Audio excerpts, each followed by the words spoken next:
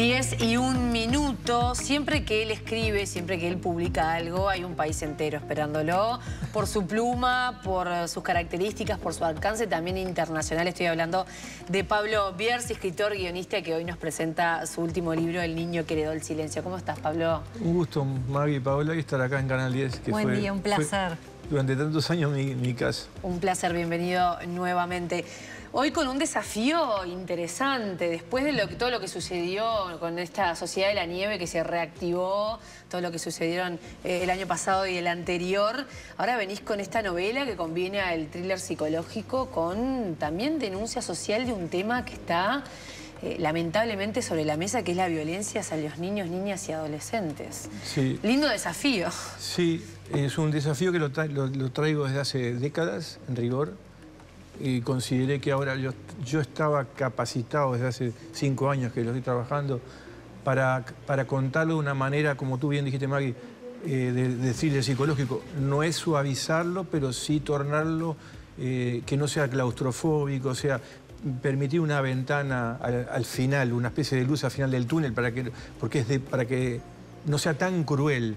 Y como tú bien decías, el tema acá es cuando los papás utilizan a los niños como mercancía, que es un tema universal. La actual directora de UNICEF Mundial dice esto es una mancha moral de la sociedad, o sea, una mancha moral de la sociedad. Los niños tratados como mercancía, donde la moneda más valiosa de esa mercancía es la sexualidad incipiente. Por eso el 80% de los casos de abuso sexual infantil son interfamiliares, 80%. Esos números todos de UNICEF o de Save the Children son organizaciones por encima de cualquier sospecha. Y solo el 15% es denunciado, o sea, el 85% se barre bajo la alfombra. Por esto lo que decíamos al comienzo, lo que yo te decía, el desafío viene de atrás, porque cuando yo era niño, adolescente y joven, el 100% estaba bajo la alfombra. O sea, yo los veía al lado mío, me lo contaban, se jactaban, perpetradores se jactaban de esas pequeñas proezas que eran tremendamente crueles, y yo no decía nada y mis amigos tampoco decíamos nada porque no se decía. Eran problemas de la casa, ¿no? En los que no había que meterse. Y el viejo tema donde el niño es propiedad del papá. O sea, los niños si eran propiedad de los padres, ¿quién los protege? ¿Quién les da voz? Es un poco eso lo que yo intento hacer. La ventaja de vivir en dos épocas. Yo vivía en la época, no sé, del muro de Berlín y después del muro. En la época analógica y en la época digital. Yo vivía en la época en que los niños eran propiedad de los padres, y ahora la Convención de los Derechos del Niño de UNICEF, de las Naciones Unidas, es de 1990. O sea, no estamos hablando del siglo XVI. Estamos hablando de hace 20 años. Hay libros que son cambios de época, como El consentimiento, que en Francia, cuando denunciaban un pedófilo famoso, un gran escritor, Gabriel Matzneff, el libro que lo denunció es de 2020 y la película es de 2022. Yo estaba leyendo hoy, una entrevista con Geraldine Chaplin, que habla, el papá, ¿se acuerdan de Charles Chaplin? Andaba con niños, con niñas siempre. Y Geraldine Chaplin dice, lo leí hoy en Fotograma, ahora antes de venir acá, dice, sí, siempre se tendió a dulcificar esa afición. Sí, un cambio de paradigma que además nos exige estar a la altura, ¿no? Porque no es solamente verlo. ¿Qué hacemos como sociedad con esto que estamos viendo? Exactamente. Cuando sabés que si el niño delata, la asimetría es tan grande entre el perpetrador adulto y el niño, que primero es muy difícil que se le crea, porque por esa asimetría, y además generalmente él lo ve como todopoderoso. Máxime si es de la familia, máxime si es el padre, el tío, el abuelo.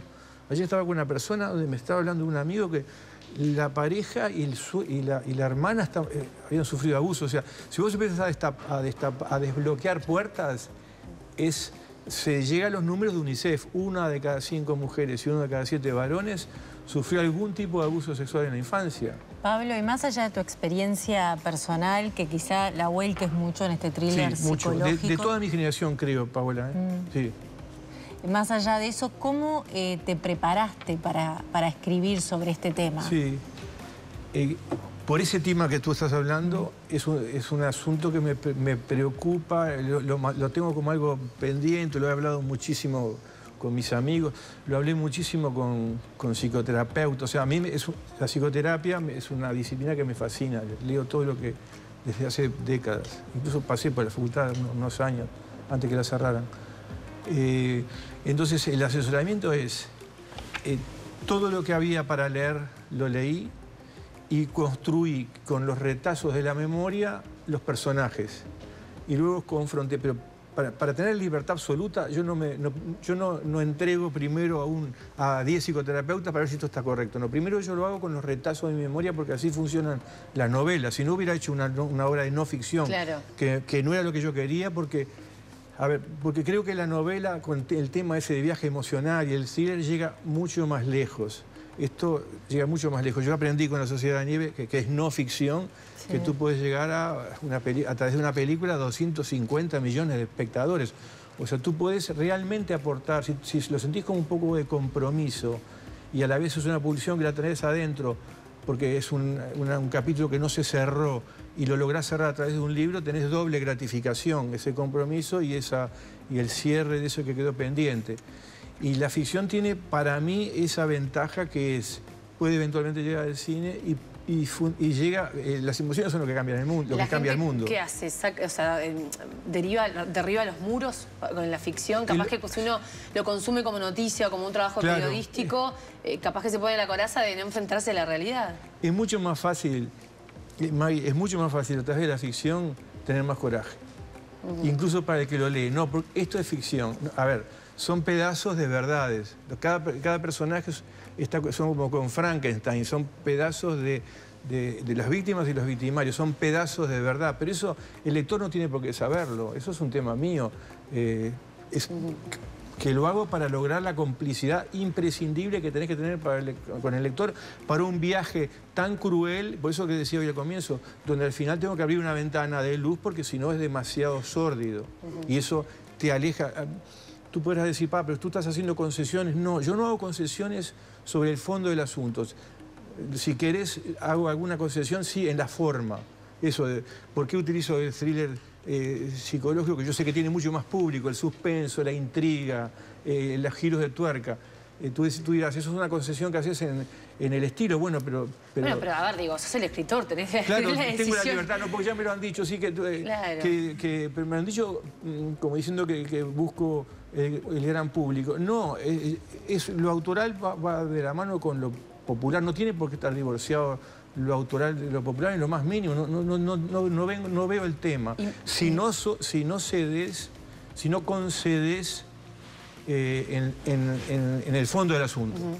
¿Y en la novela qué rol tiene el poder en estos abusos sexuales? Es que es así, eso con cualquier persona que hables, tanto de los protagonistas, o sea, hablar con cualquier víctima o cualquier perpetrador, o cualquier psicoterapeuta o cualquier persona que trabaje estos temas, lo que te hablan es que la diferencia es del poder, es la asimetría entre el todopoderoso, que es el abusador, con un niño.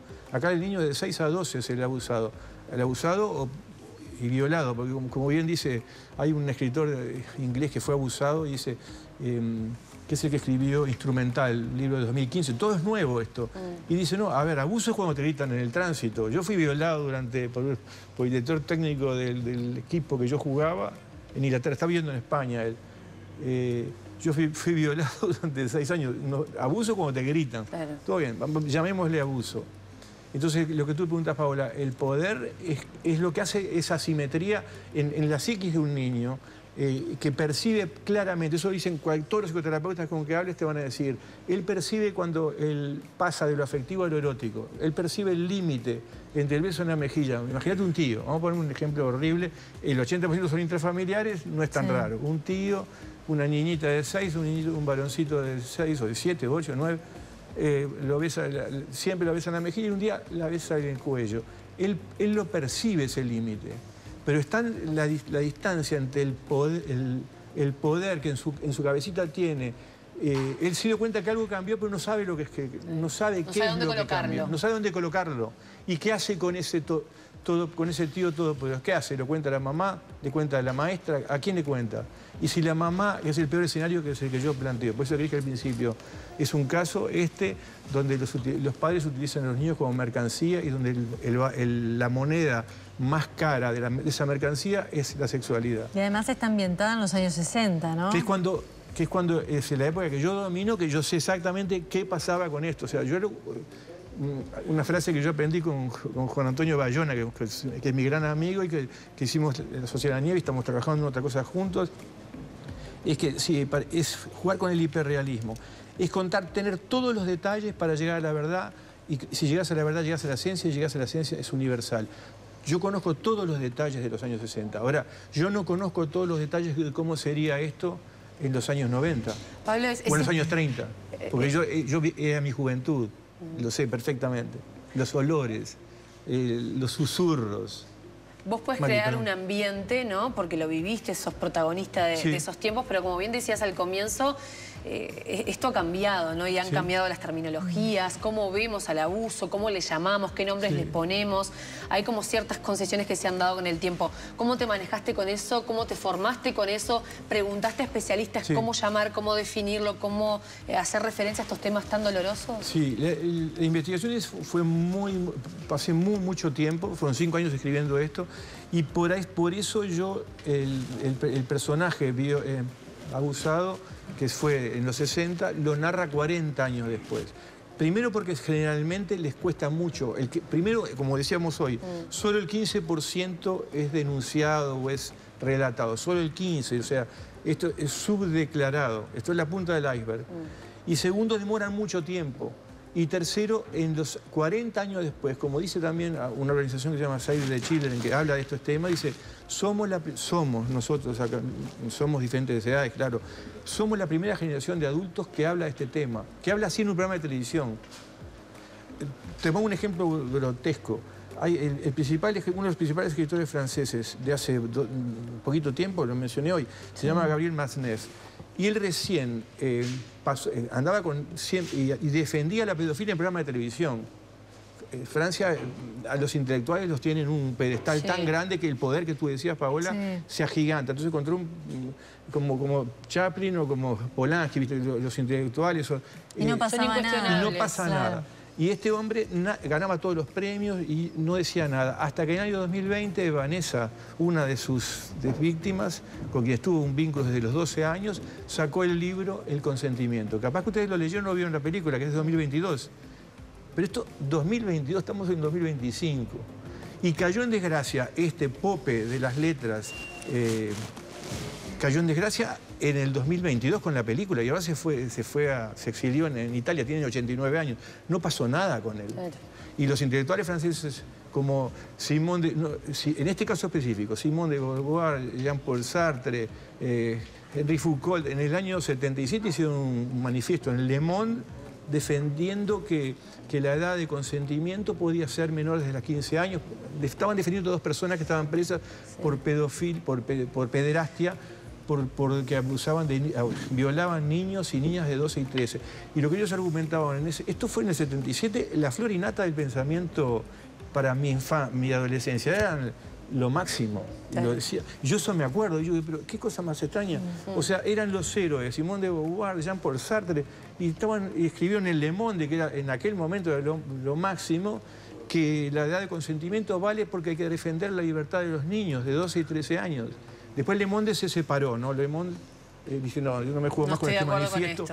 Pero yo eso lo viví, lo leí. Entonces son todos esos ruidos. Sí, ¿a qué mundo pertenezco, no? ¿A aquel o al de ahora? Exactamente. ¿Qué pasó? ¿Y quién defiende eso que yo siento? Todos esos niños que yo conocí, que fueron abusados y que me lo contaban, o yo lo sabía. Yo nunca hice nada por ellos. Pablo, ¿quién los defiende? Esta es una manera bien interesante de contar algo que es muy doloroso, pero que es necesario pensar, ¿no? Y detenernos a leerlo. ¿Dónde encontramos tu libro? En las mejores y peores librerías, en todas. Están en todas porque es de Penguin. Random House es una tremenda editorial. El director editorial, tengo que citarlo, que es Juliano Viría, que es que lo vio de lejos, o sea, vio toda la estrategia, que vio de lejos este tema que tenía muchas puntas y bueno, y empezamos el camino acá en Uruguay y seguimos por Hispanoamérica y terminamos en España.